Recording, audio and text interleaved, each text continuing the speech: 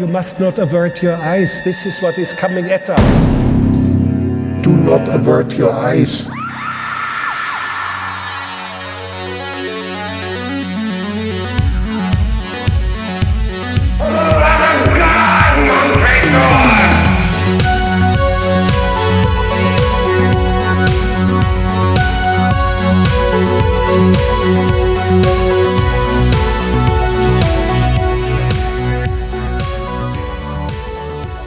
How are things?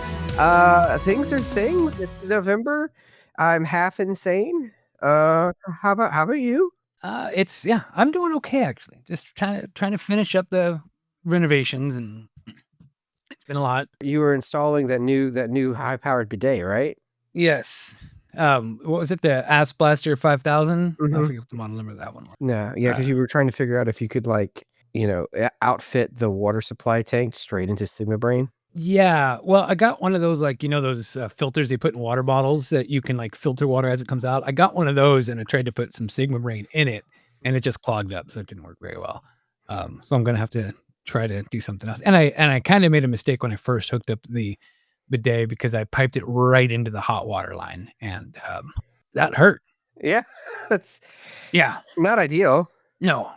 You want warm is good. Warm is good. Yeah. Boiling hot, not so good. Well, good news, your water heater works.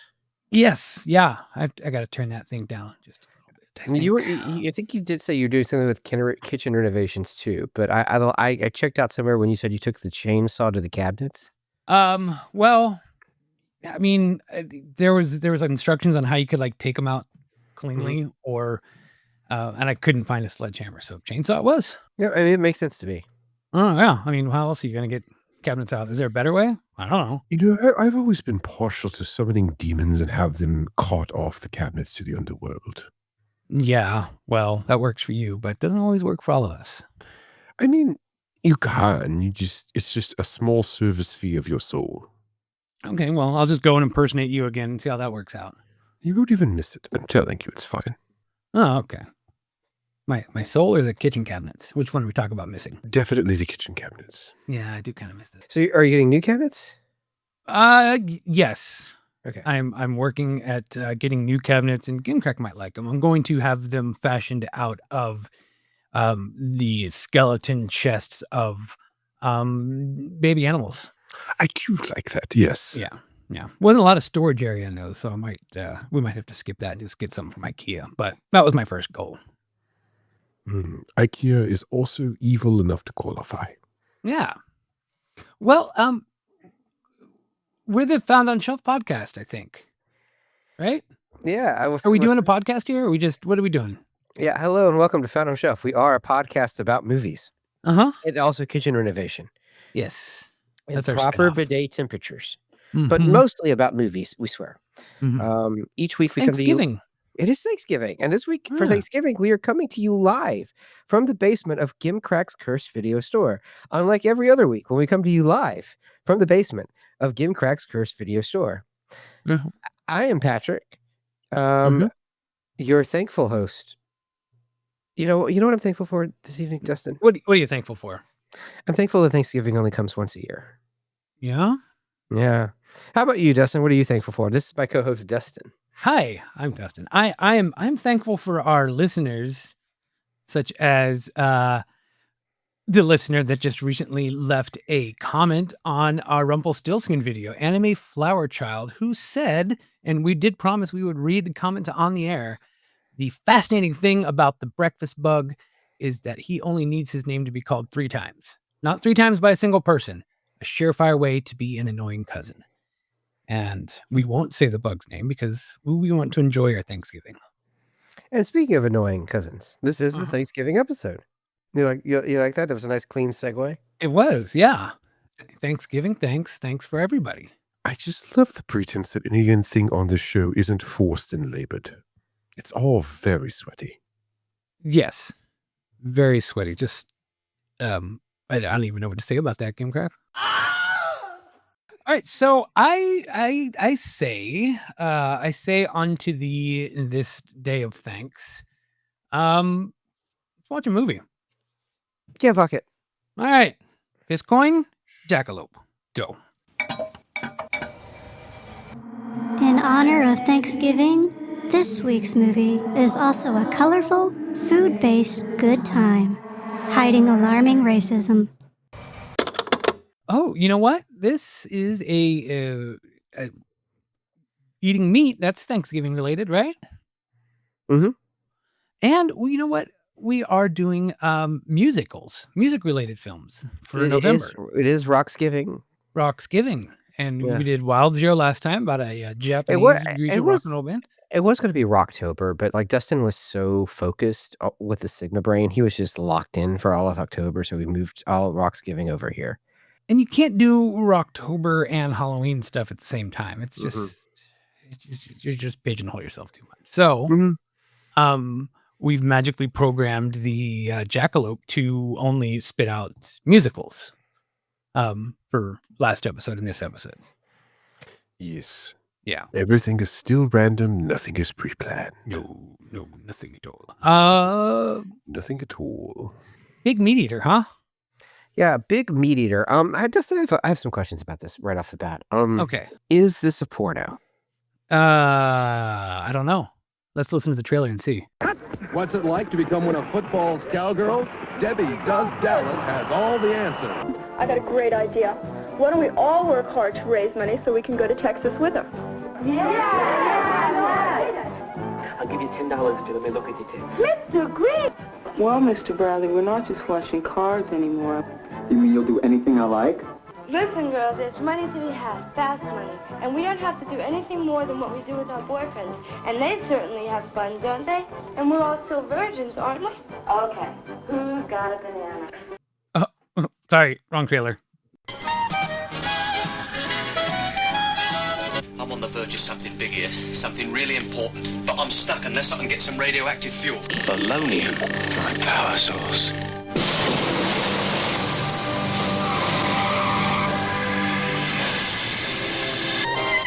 Big Meat Eater. In the very near future, the world of horror filmmaking will never be the same.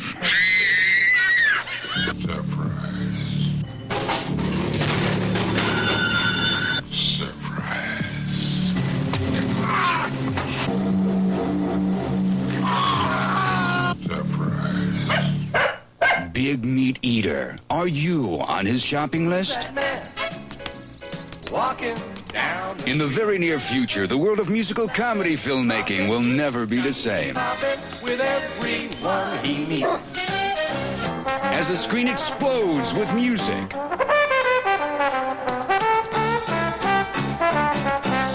Watch the skies for Big Meat Eater. Okay. So I have a follow-up question to my earlier question. Oh, yeah. So it's not a porno. Yeah. Okay, we got that question out of the way. Mhm. What's your next But- question? What the hell is it? It's Big Meat Eater. I am more confused by this movie than I was by Wild Zero.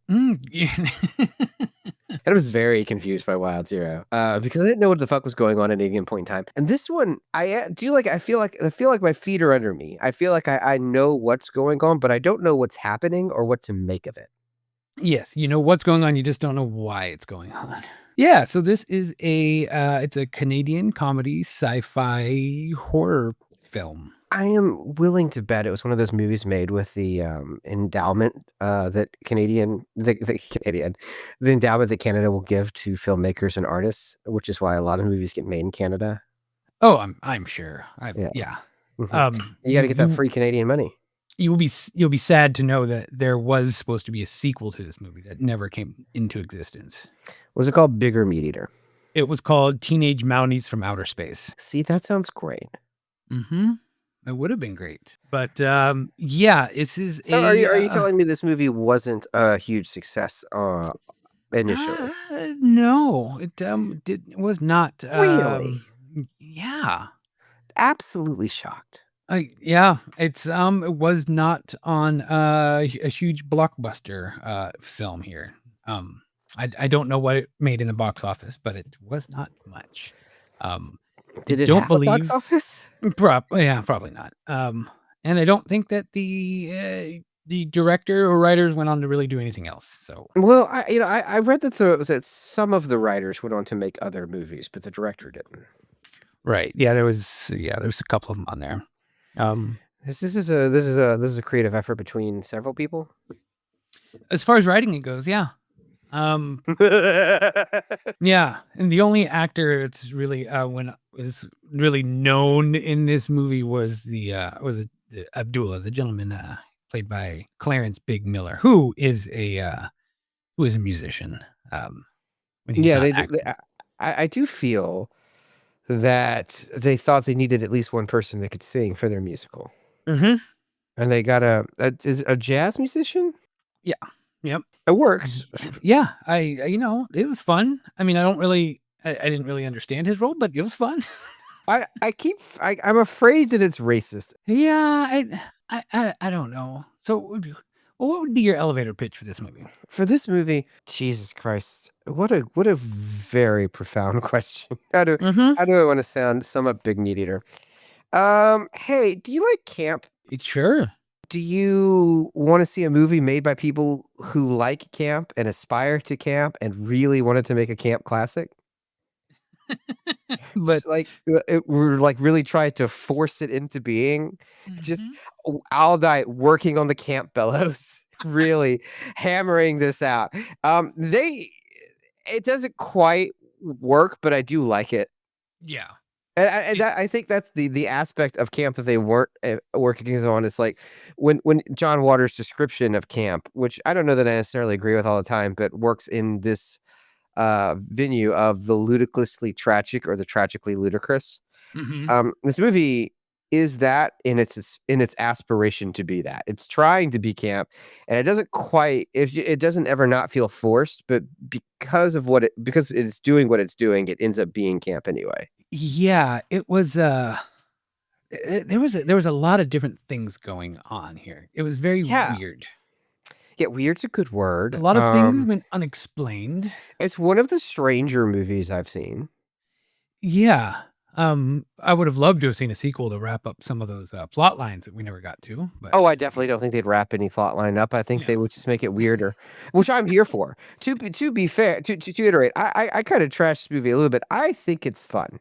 It is, right? It's a movie that I've never heard of. I would have liked to have seen more from the creative people that brought it into being. Yeah, that would be nice, but the gods did not will it so. I mean, there was just a couple of short films and nothing really big though. Yeah, it just kind of fizzled and faded out, and it went into obscurity where people never really heard of it or saw it. But you can go see it now if you'd like. On Tubi? I think it might be on Tubi. It's on something. Everything's on Tubi. Did you know Baby Cat's on Tubi? Spoilers for 2026. Oh, Baby Cat. I mean, there's no way we're not doing it, right? Titties out. All right. Calm down. Okay, so why don't we talk about this movie a little bit? Okay, so in Big Meat Eater, they start with a blowjob. Wait, no, you're talking about the other one again. Yeah, sorry, my bad. Yeah. Debbie Does Demons. They're trying to shoot a porn, but they accidentally summon demons. It's a horror movie now. They're like on a shoot, and they fuck something up. They initiate a ritual. They release demons, and now they're all getting killed one by one. It's like X, but with demons. Okay, I'll see if Jeff Kirkendall's available. He almost certainly doesn't have time for us. So yeah, this is a musical in the sense that it's actually a musical. Well, it's a song with music. It's a movie with music in it. Yeah, but it's not like how some of the movies we get for musical rock, whatever we call Rocksgiving. Well, they're more like VH1's movies that rock. It's movies that prominently feature the concept of rock. Right. This was a little bit more like Captain Invincible as far as actual like musical. People were singing along. There was music playing, and your butcher was bebopping down the street. It was wonderful. Now that was the best part of the movie, to be honest. The movie starts. It's a I guess a fade in. I don't remember, but it's like it just cuts to the butcher shop, right? Guy walks out. The guy is very, very like Leave It to Beaver 50s. Picture like a professor on a children's show from the 70s type thing. Is that like right? Like he's got the tweed blazer, the red bow tie, the black thick frame glasses, the slick back thinning hair. Yeah, Like it's very Leave It to Beaver Town. Yeah, if you were to look up dweeb in a dictionary. And so that's that guy. And he walks out. Someone almost careens into him on a bicycle. This is one of the local youngins, you know, an Australian man in his 30s playing a Jewish teenager. That is accurate, right? Uh-huh.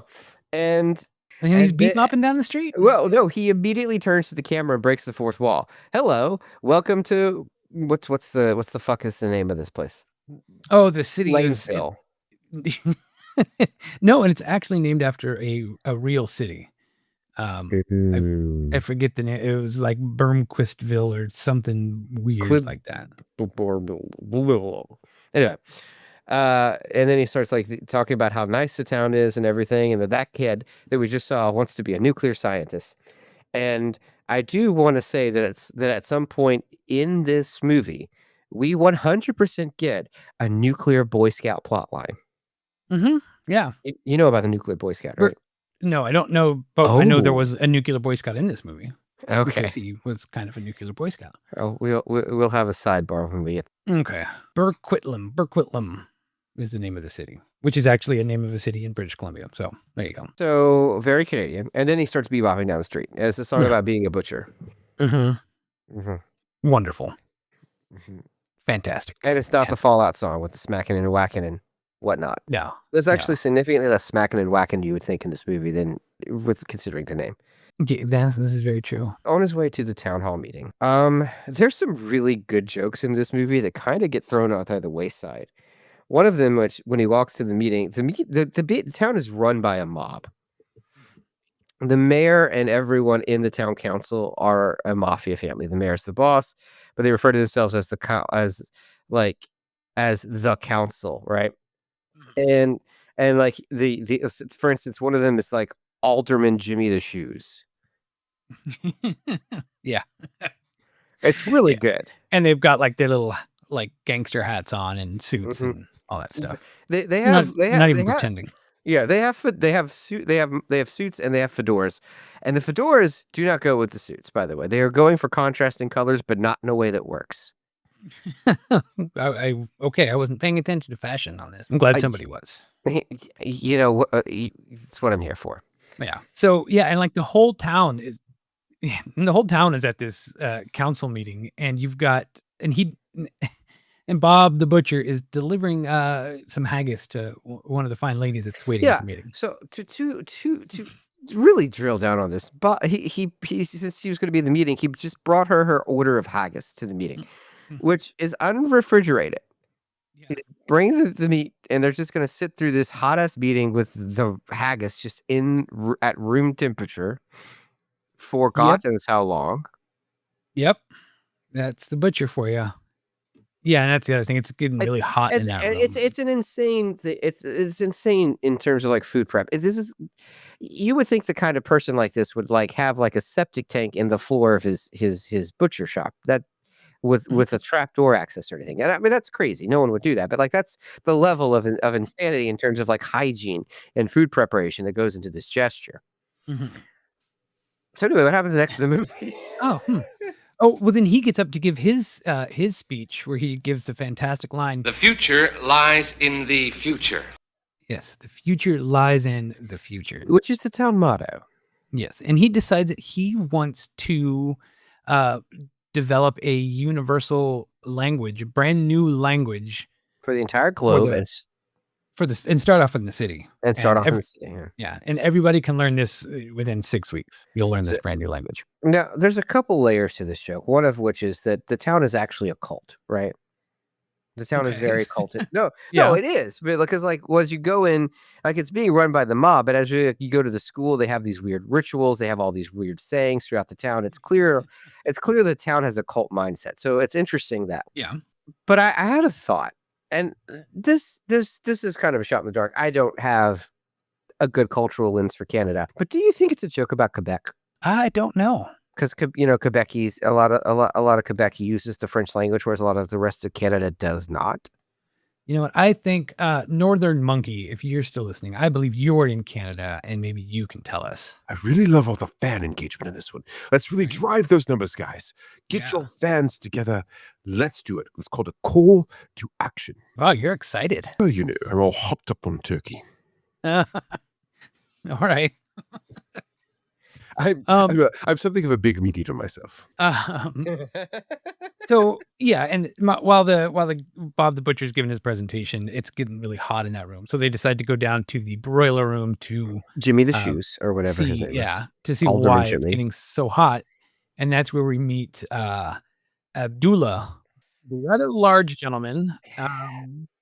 This is a complicated character. Yeah, I think he's the only black gentleman that they show in the entire town. Yeah. Well, considering he's the psychopath that murders everyone, Yikes! But also, his name is Abdullah, and he is coded as being Middle Eastern, but specifically they reference him as being Turkish, but they seem to include all of the Middle East in Turkey. Yeah, and he sings a song called the Baghdad Boogie with a bunch of belly dancers, all of whom are white. Yikes! Yeah, so it might be problematic. The song is good. Yeah. Clarence, right? Clarence Miller. Yeah. Clarence Miller is legitimately a really good singer. So like he's carrying any scene he's singing in with like his jazz aesthetic, and it works really well. So like the way he delivers the music, very slow voice. Because the musical vibe that this is going for is very like 30s, right? So when we say it's a musical, the music it is jazz, and it sounds very like, specifically it sounds of the flavor of jazz you would see in old Rubber Band cartoons. Okay. All right. I mean, I know that's a weird pull, but am I wrong? No, I get it. Yeah, it paints a picture. It's all very Minnie the Moocher. Mm-hmm. Yes, exactly. Some Cab Calloway, right? And then Abdullah kills the henchman guy, shoves him into the broiler. Mm-hmm. For no reason. Just right away. Yeah. So he does this musical number, and then the henchman comes down, and Abdullah, he just stares his man down for no reason. He starts staring him down before he even comes down there to start talking, and just slowly menaces towards him, and just kills him and shoves him into the boiler and burns him alive without any inciting incident. He didn't really even start chewing him out yet, I don't believe. He just killed him to kill him because the man is a sociopath. Yeah. Well, and then he's a homicidal maniac. I don't know. I don't really know if sociopathy enters into it. Yeah, and then like the little radiators upstairs burst, and I swear, did somebody say I know that smell? I thought I heard that line, and I forgot to try to rewind it and go back, but I thought I heard that line, and it makes me laugh thinking that line was in there. I don't know. All right, we will have to go back and check that out. But I think someone says, I recognize that smell, or that smells familiar, or something like that. Hi, Kim Crack in the editing booth. Spoiler alert, they didn't go back to check. You're saying that live, though. Look, I'm just calling the shots where I see them. Yeah, it's true. It's yeah, a bunch of monkey brains here. It's not, if it doesn't happen right now, it's gone. It is gone. The future lies in the future. Oh yeah, and there's UFOs flying around. Oh yeah, there's all UFOs flying around. Because like the actual opening was the alien spaceships, right? And it said something like in the year blah blah blah, and then it cuts to the butcher shop. Yeah, something like that. Yeah. Or it did that and then cut to the aliens. I don't know. Yeah, something.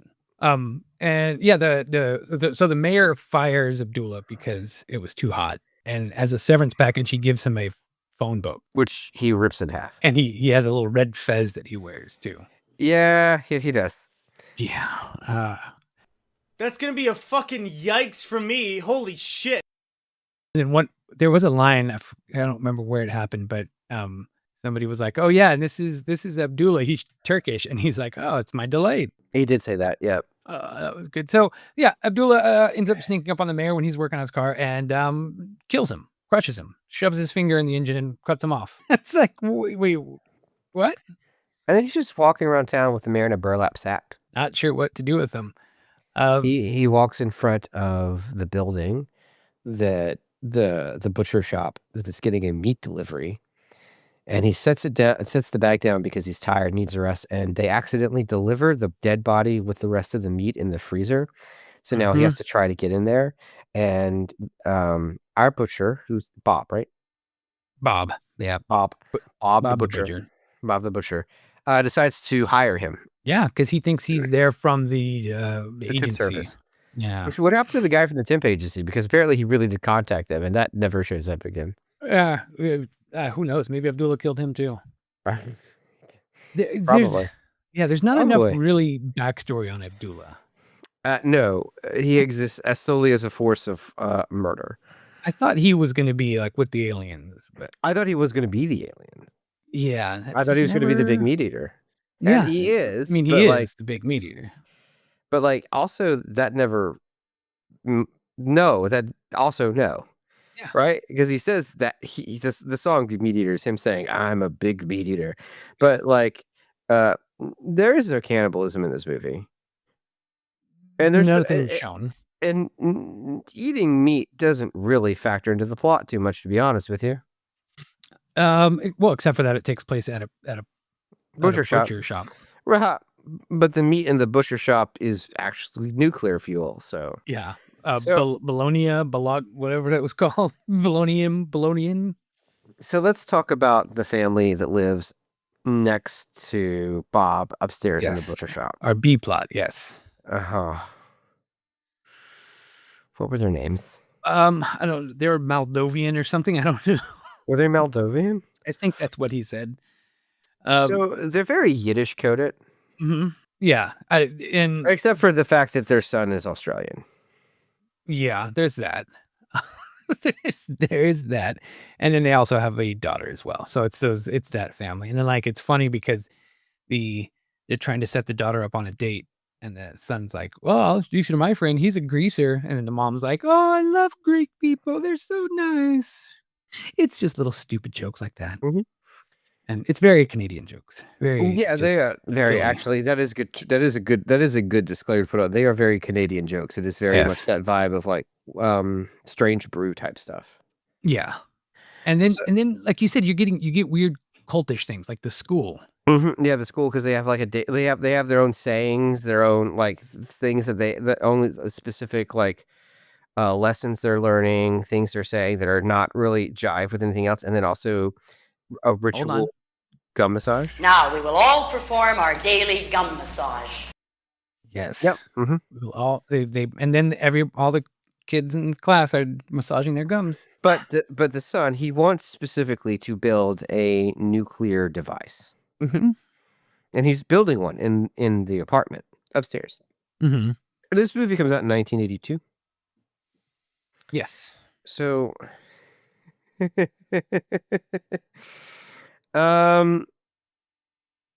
this 98 when this happened? I don't know what you're going for. Oh, okay. Hold on. I just want to verify when this happened. So, have you heard of David Hahn?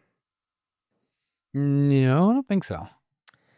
So, David Hahn, who was a Boy Scout,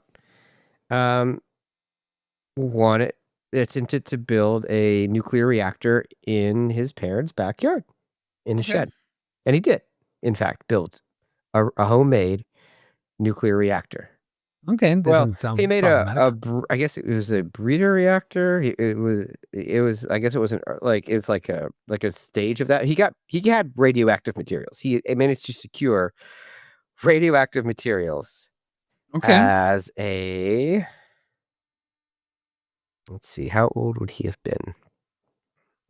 76. This happened in 94. You think this movie inspired him? I don't know. I'm going to say yes. We've got microphones in front of us. Whatever we say is true. Mm-hmm. Yeah. Anyway, was not great for him as a fallout. Like, it was bad. Let's see. There's a famous book on it that is called, I believe, is it called The Radioactive Boy Scout? Hold on. What's the name of this book? I have not read the story in a minute. Yeah, the book is The Radioactive Boy Scout. Okay. Which I would, I mean, you can look at YouTube for a little bit longer. It didn't go great for him. There's FBI investigations. There was fallout from radioactive exposure. He does, let's see. He ends up dying very early due to drug and alcohol abuse, but like it's a very sad story. But he did in fact try to build a nuclear reactor and did create something very dangerous. Yeah. Sounds like it. Yeah, that'll get you on the FBI list. I don't even want to Google components to make a nuclear reactor now. I'll probably have somebody showing up at my house. Hold on. Give me just a second. Okay, I'm so glad I'm signed in under you. Thank you for letting me borrow your laptop. Here are the components. I stole that laptop. All right. So yeah. It does say property of Scarab Jam. Don't you say his name. We can't deal with that again. And just Scarab. Oh, it's just stop. I'll just start. Titties out. I'll just start spamming. Titties out. If you say, I'll just. Don't make me dig up the Gabe clips. I'll do it. Oh God, no! Don't do that. Yeah, and so Abdullah wants to show him something in the freezer. Back to the butcher shop. Yeah. He's like, I got something in the freezer. He's like, freezer.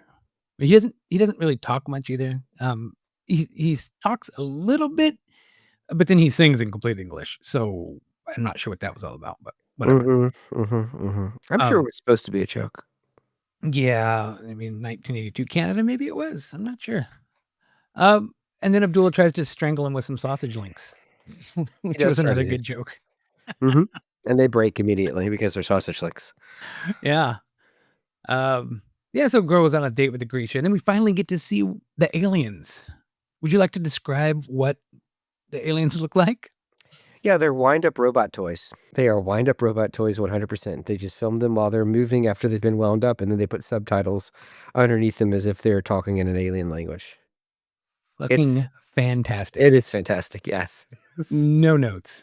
Perfect. Just perfect. Also, the UFO is literally a toy UFO on a string that they just move violently so you can see it's a fake UFO on a string. Yes. Yeah. I love it.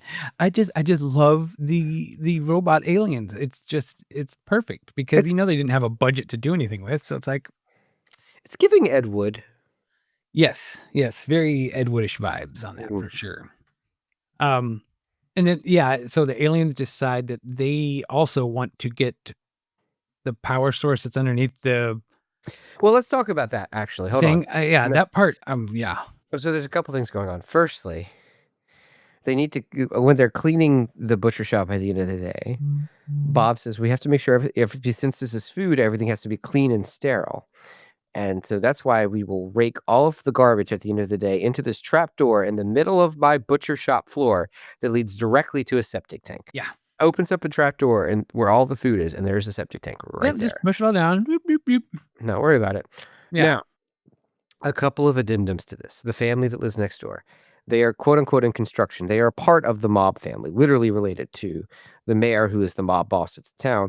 As such, they have all the construction contracts for the town. The most recent contract was to both redo the sewers and to do something with all the toxic waste from a nearby factory. So what he ended up doing was routing all that toxic waste directly into his septic tank. So all of the meat going into this and the septic and the chemicals from the toxic waste place in the septic tank below the butcher shop. Follow me here. This isn't convoluted at all. Create a element called, it was polonium, right? Polonium. Yeah. Polonium. And polonium is a nuclear fuel for space travel. Yeah. And the aliens want it. Right. Are we all good here? Because that's the plot of the movie. A murdering jazz musician inside of a cult town run by the mob and underneath a local insane business proprietor's establishment, there is the festering byproduct of toxic waste and meat waste, and that is fuel for aliens.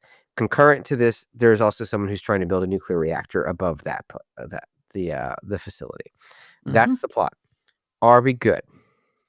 Yeah, it makes as much sense as anything. I think it's funny that Patrick kind of shows all these parallels of things not making sense and still defends our show. By the way, how's the tumor that's in the vents? Oh, should I name him Vince? I do like Vince. I think Vince is a cool name. Hey, Vince. Vince is good. Vincey. Yeah, I like Yeah. Vince better than what were you calling him before? Oh, I don't remember. It was It some was- meat-related thing. Yeah, I like Vince. Let's go with Yeah, Vince. Vince, because he's hanging out in the vents. Yeah, that makes sense. All right, come on out, Vince. Yeah, it's okay. He's not going to hurt you. Yeah, I know, but it'll be okay this time. I promise. Oh, holy shit! That thing's still around. Yeah, he just waited for his right name to be called. I know. I'm sorry. I know. I promise I won't call you that again. I know. You're Vince. That's why you went into the vents, so I would know what your name is. You're so smart. I'll give you a little shooky. There you go. Oh God, it's oozing. Yeah. Now we will all perform our daily gum massage. I don't know if I'm entirely comfortable now. Does Vince even have gums? I can't tell. Oh, it's all just sort of a bulbous mass that's oozing. Yeah. We get what's probably my favorite song coming up here now. Is it Big Meat Eater? No, the Chemical song with the butcher shop guy and the son that wants to do that. I love that song. I don't know why. Fluoride, chlorine, butadiene, anodine, DDT, DNA, LSD, and CIA, neon, argon, freon, solar. It's got a very Devo kind of vibe to it. And I'm here for it. Very like, what if Bill Nye was in the 80s? Yes. What if Bill Nye was an 80s pop band from Iceland or something? Yes. That would be it. Put that in your chat GPT and see what pops out. Put that in your chat GPT and smoke it. Shove that in your chat GPT. So yeah, that's when the butcher gets together with the son, they're talking about making stuff.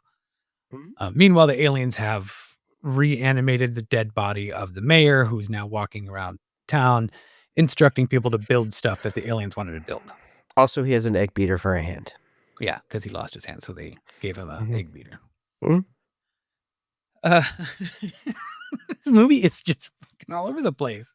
We didn't even touch on the fact that the mayor's secretary, who he's obviously sleeping with, is she'll just start taking off her clothes when she hears the door open because she's assuming it's him. So the mayor tells people they're going to build Tomorrowland exhibit, and they have to tear down the guy's house, and they're going to tear down the butcher shop and build it right there.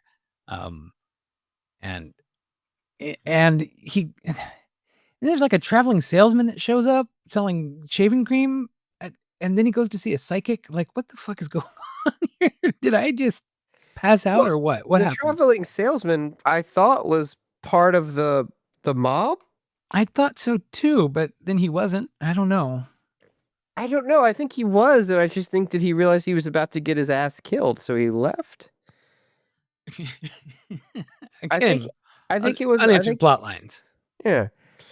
And the fortune reading is also a racket to convince Bob to let the town take the shop, but because it's all the same mob, only the grandma reading the fortune tells him his real fortune, which is that he should be afraid of Abdullah, in a way that's not problematic at all.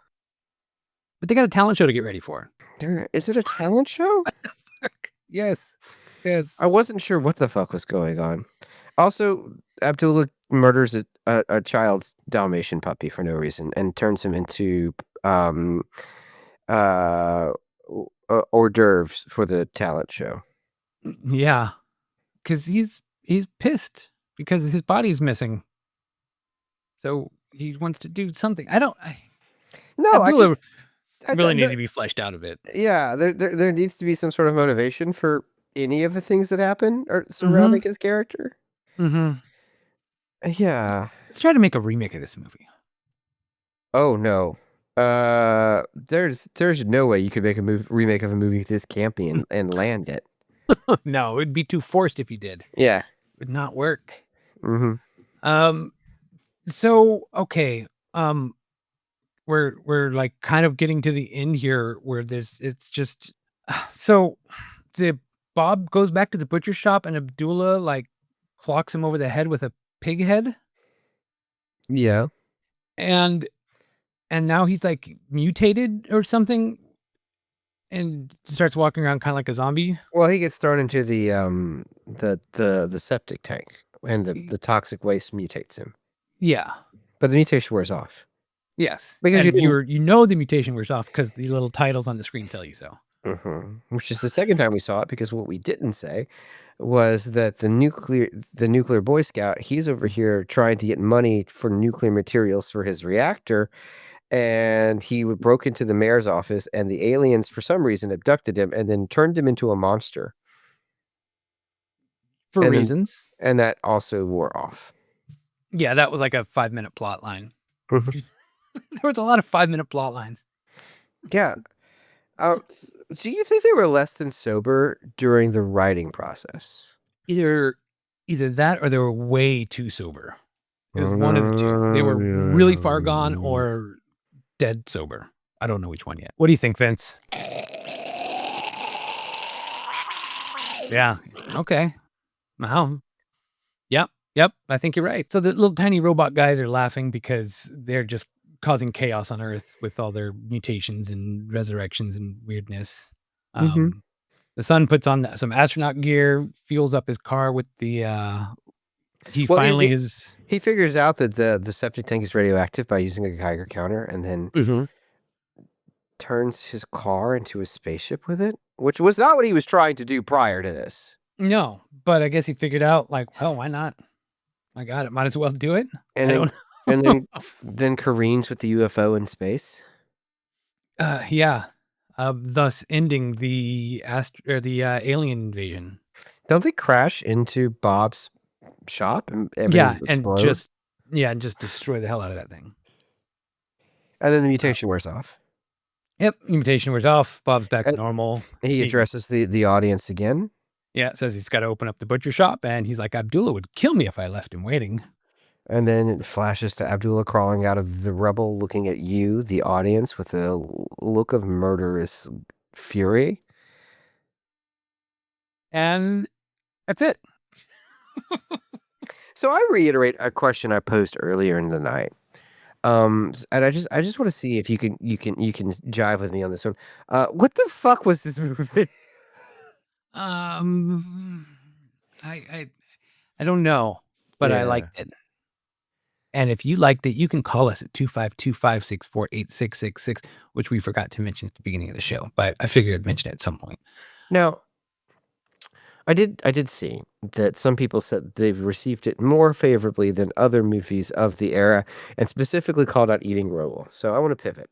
I don't know why we would compare the film to Eating Raoul, but it was specifically called out in both this Wikipedia article and also what the Wikipedia article was quoting, which is someone's review.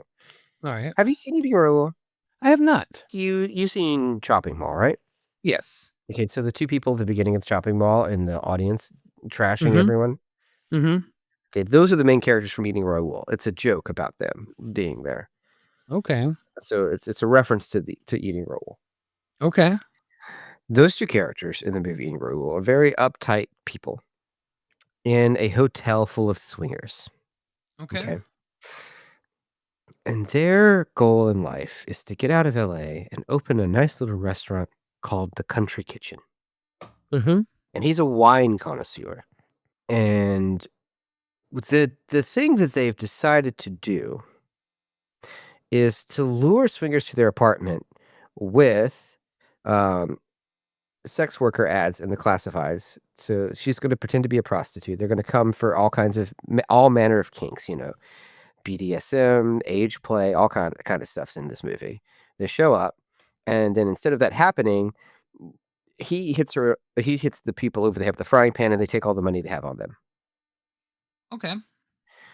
Now, Raul is a local locksmith who figures out their scam, because his scam is breaking into his clients' houses and stealing everything they've got after he replaces their locks. And he's like, "Nah, I want in on this. I'll keep your secret if you let me take the bodies." Okay. So he takes the bodies. He searches their bodies, finds the car keys, sells their car, and then sells their body to a dog food company, which then grinds it up into the dog food. All right. Okay. Jesus. Follow me. All right. I am. Now, at the end of the movie, they decide to get rid of Raul by killing and eating him. Hence, eating Raul. Okay. Now, if I told you about that movie, you would suspect it would be some sort of like borderline offensive, very dark, subversive, campy horror comedy. Right? Yeah. Yeah. The tone of this movie is like step by step. It is very daytime sitcom tone. Really? And the dissonance between that and what's on the screen is mind-rending, because like the female star of this movie, and I don't remember her name, she's assaulted and almost raped at least 4 times in the course of this film. Oh, jeez. Okay. And then there's all the aforementioned murder and cannibalism. But at no point does it ever lean into the darkness or the ridiculousness or the camp. It's just always very even toned. It's a very strange movie. All right. I'll have to watch that. So I will say, it's in the Criterion. In regard to that, this movie is more watchable. Because you'll be entertained the whole time. You're like, what the fuck is going on? You will be bored at least once during eating Raul, probably for the majority of eating Raul. There's some really great jokes that come out of nowhere, but like the most of the time, it's the tone is just very boring. You're kind of just trudging through it, and then moments of obscene darkness that the movie doesn't really grapple with, just throws at you and moves on. Very strange film. Yeah, Totally disjointed. Yeah, and I mean, and they're, yeah, I would not see how they are necessarily compared based on your description. I think because there's an implication of cannibalism in this film that never really materializes, though. Yeah. It's like at no point does any human being that we know of actually get eaten, right? But it does, like the title of the movie feels that way. The plot of the movie seems like it would manifest to that at several points, but never really gets there, which is interesting in and of itself. Probably because they weren't really going for that. It's just like the context of all of the types of movies that exist in like the Zeitgeist and the genre canon. You're just kind of expecting something that this was never intended, probably. Yeah. Yeah. I think it was just, it was, I mean, the movie does have a lot of like red herrings just all over the place as far as plots that don't get answered and things that just don't get addressed. And it's like, I mean, that's probably why the title went, and that's probably why it was not very successful, is because a lot of people like to have closure. They like to have things. They like to understand what they're saying. And this movie is like, nah, bro. Yeah. But I'm down for sit that. back and sit back and enjoy yourself. Mm-hmm. So then if you think that, then in a way, I brought you here to offer you a job. You think you can do it better, so here's your chance. Thanks, Mark, and see you next week. So yeah, you have to change 3 things. Only 3 things. Whoa, what do you do? Okay. The movie is mostly the same. Abdullah, the character, is more fleshed out into someone who has motivations and doesn't seem like a weird racist caricature. Right? So I still want Clarence as the character, because I like his whole vibe. But I need more from the character. And I would like to steer it away from the point of offensiveness to something more palatable, because the rest of the movie is actually pretty okay. Some interesting things with the family upstairs. But so maybe just like a little bit more just like cultural sensitivity overall, because some of that stuff is a little weird. But so more cultural sensitivity, better, more fleshed out Abdullah, because I think honestly the character would work better and be scarier and funnier if you knew anything about him. Right. I would almost like him to be kind of the voice of reason in his psychoticness, like just showing that this town that appears to be so absurdly normal and cheery and happy is just not, and it's just built on a foundation of like, and have him be the voice of reason as to why he needs to kill people. It would be an interesting twist. Well, it would be because like if we didn't have the dog scene, and we didn't kill Bob, the only people that would have gotten murdered were mob members who were actively, exercising a stranglehold over the town, which is interesting. Yeah. And then I think the third thing is it would be really, really funny if Bob were a vegetarian, like is still a butcher, but is a vegetarian. Then yeah. Call to act socials. We have socials, Found on Shelf Pod. Email, foundonshelfpod@gmail.com. Website, foundonshelfpod.com. Phone number, 252-564-8666. Follow us on Blue Sky. We do this every other week on New Video Tuesday. And remember, Blue Sky, yeah. YouTube. Happy Thanksgiving. Ooh. Who's that man? Walking down the street. He's a laughing, he's a talking, he's a bebopping with everyone he meets. Shit, man. Maybe I'd need more Sigma brain.